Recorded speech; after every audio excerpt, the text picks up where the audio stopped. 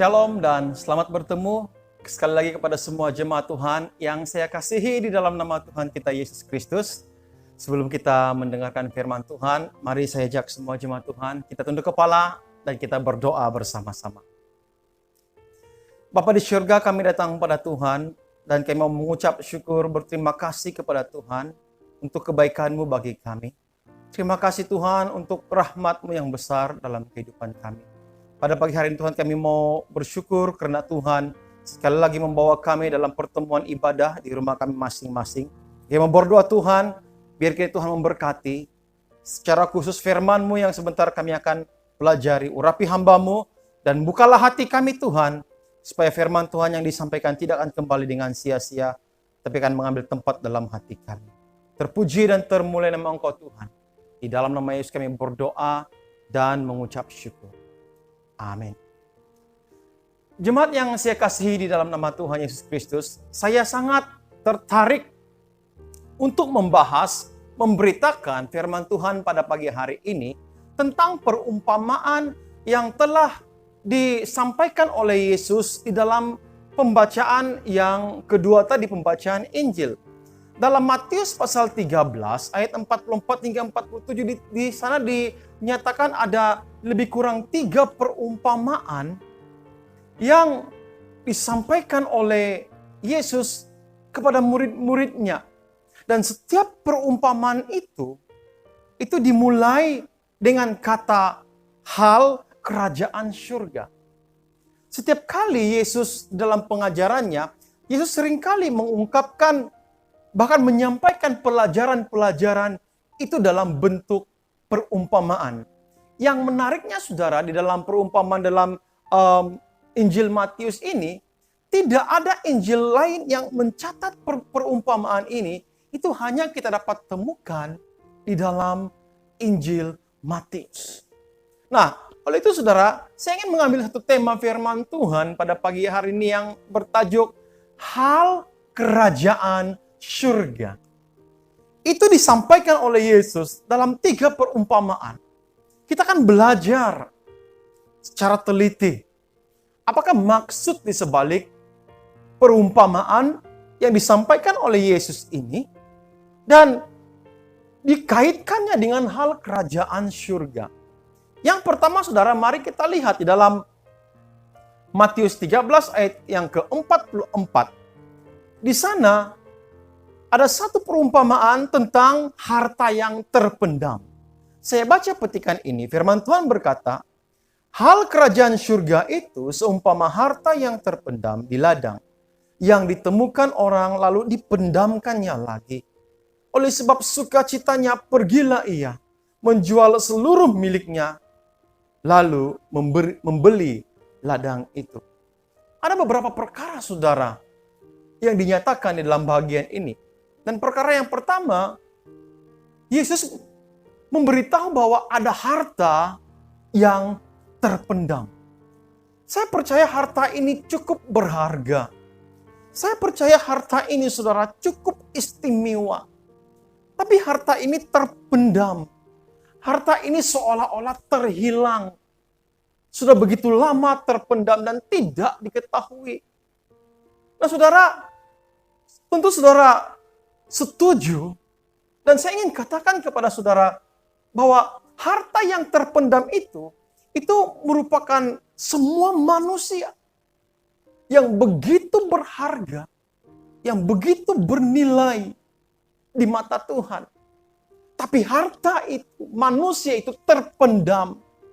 Saudara, kita sebagai harta yang cukup bernilai, kita merupakan harta yang telah hilang. Terpisah hubungan kita dengan Allah akibat daripada dosa dan pelanggaran kita. Saudara, setiap kali Yesus berbicara tentang orang-orang yang terhilang, dia sering menyebutnya sebagai sesuatu yang sangat berharga. Kita mengambil contoh di dalam beberapa perumpamaan di mana Yesus berkata, domba yang hilang, dirham yang hilang, anak yang hilang, itu sesuatu yang berharga. Dan kitalah harta itu. Kitalah yang terhilang itu. Di dalam perumpamaan tadi menjelaskan bahwa harta itu terpendam di ladang. Nah saudara, Yesus pada waktu memberikan perumpamaan, seringkali ladang itu membawa gambaran, membawa maksud dunia ini. Makanya seringkali ladang yang sedang menguning itu dikatakan bahwa penduduk-penduduk atau umat Tuhan yang ada di dunia ini yang telah menguning. Jadi ladang di sini membawa satu gambaran dunia ini. Dan harta itu terpendam, tersembunyi di dunia ini. Saudara yang saya kasihi di dalam nama Tuhan Yesus Kristus. Kita merupakan harta yang sangat berharga. Manusia merupakan kumpulan ciptaan Tuhan yang sangat berharga.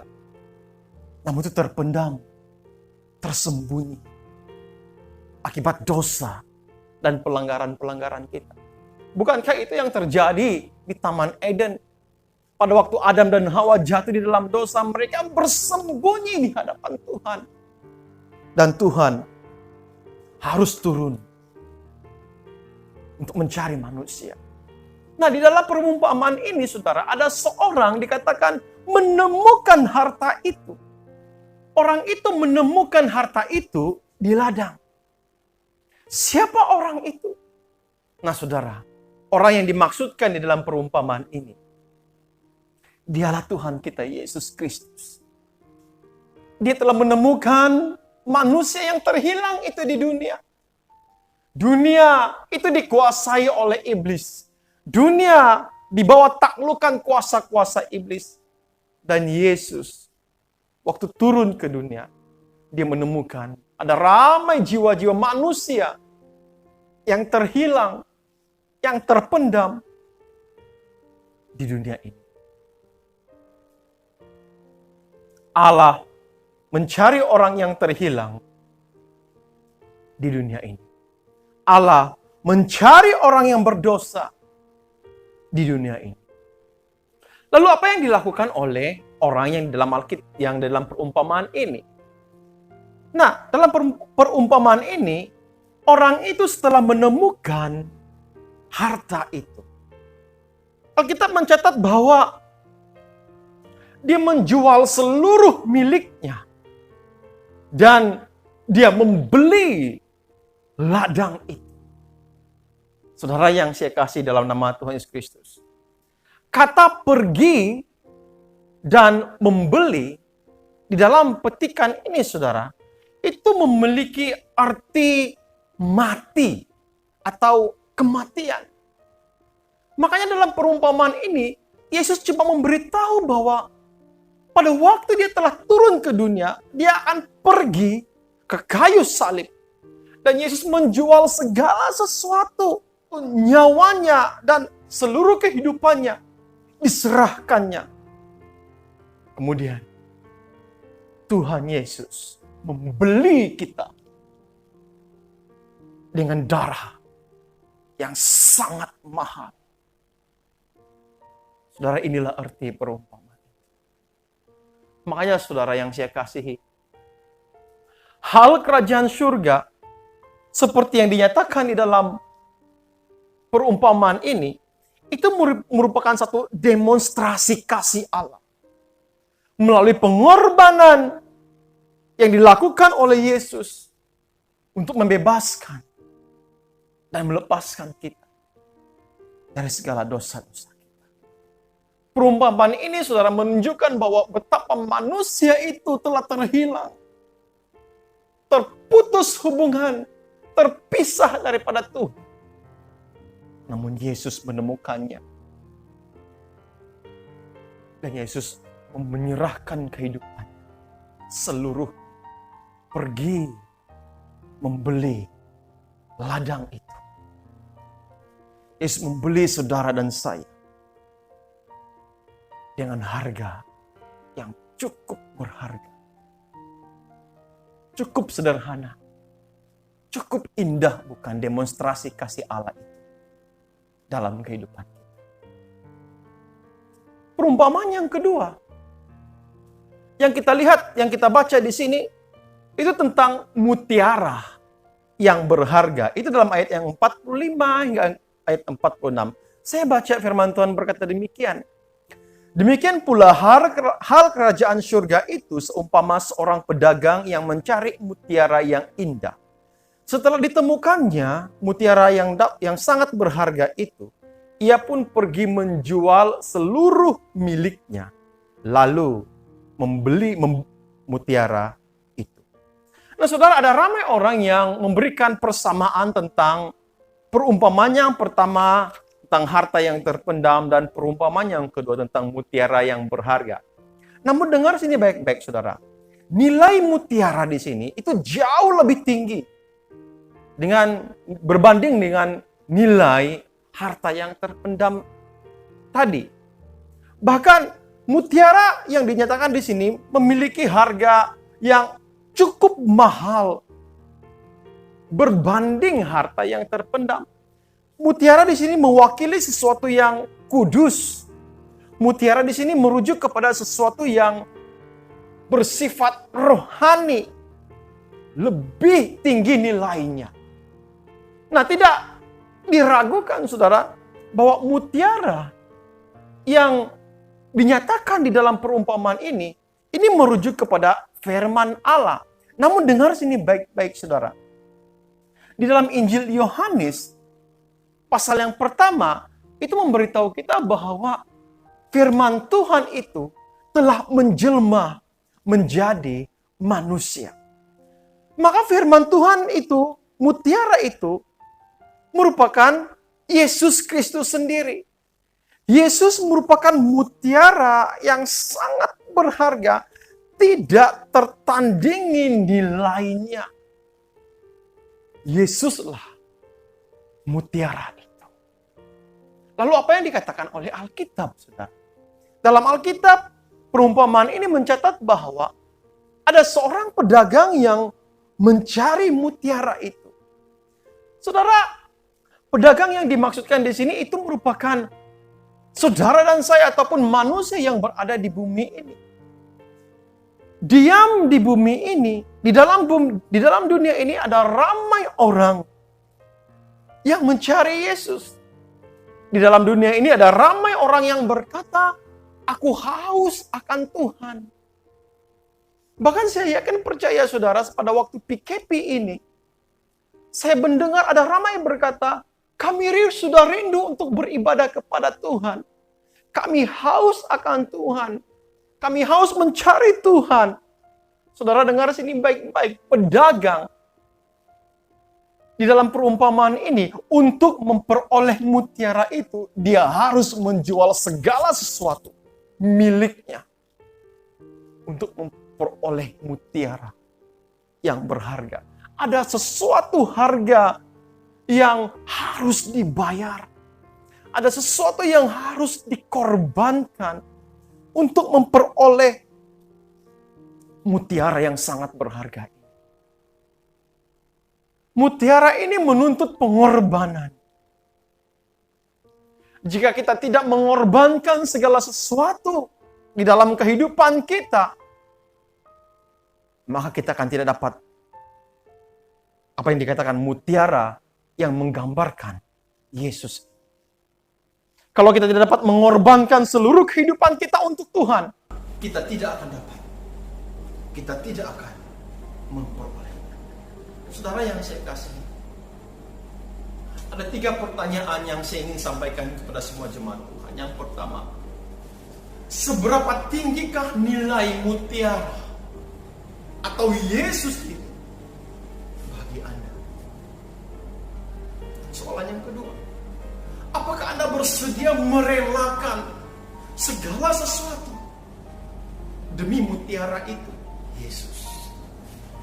Dan soalan yang ketiga, sanggupkah kita kehilangan segalanya untuk memperoleh Yesus? Saudara pedagang, apabila dia menemukan mutiara ini, dia menjual segala sesuatu. Ini pengorbanan, saudara.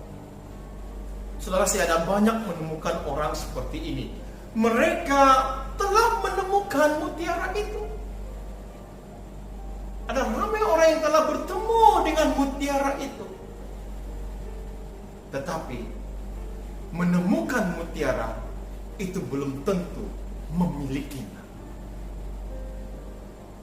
Tanpa pengorbanan, tanpa harga yang harus dibayar, saudara, kita tidak dapat memiliki mutiara. Apabila Yesus bercakap tentang harta, itu bercakap tentang kehidupan manusia yang telah terpendam. Apabila Yesus bercakap tentang mutiara, Yesus sedang bercakap tentang kehidupan pribadinya sendiri yang begitu bernilai. Saudara yang saya kasih dalam nama Tuhan, hal kerajaan surga yang disampaikan oleh Yesus dalam perumpamaan itu menggambarkan komitmen penuh kepada Allah, mengasihi Dia dengan sepenuh hati, mengasihi Dia dengan segenap hati. Itulah yang coba disampaikan oleh Yesus melalui perumpamaan ini. Saudara yang saya kasih, saya memiliki satu perumpamaan lagi. Dalam pembacaan Injil ada satu perumpamaan. Tapi saya ingin membuat keputusan untuk menyimpan perumpamaan ini untuk sama-sama kita pelajari pada minggu hadapan. Saya tahu minggu hadapan kita akan beribadah di gereja kita masing-masing. Tapi saya mau menyimpan perumpamaan ini, saudara. Saudara, dua hal ini, saudara, dua perumpamaan ini, mari kita belajar. Mari kita perhatikan. Baiklah. Kita merupakan harta yang terpendam yang telah hilang. Yesus adalah mutiara. Kita berharga di mata Tuhan sehingga Yesus sanggup mati untuk kita. Namun mutiara itu menuntut supaya kita menyerahkan kehidupan kita kepada Dia, Yesus Kristus. Mari kita serahkan kehidupan kita kepada Tuhan.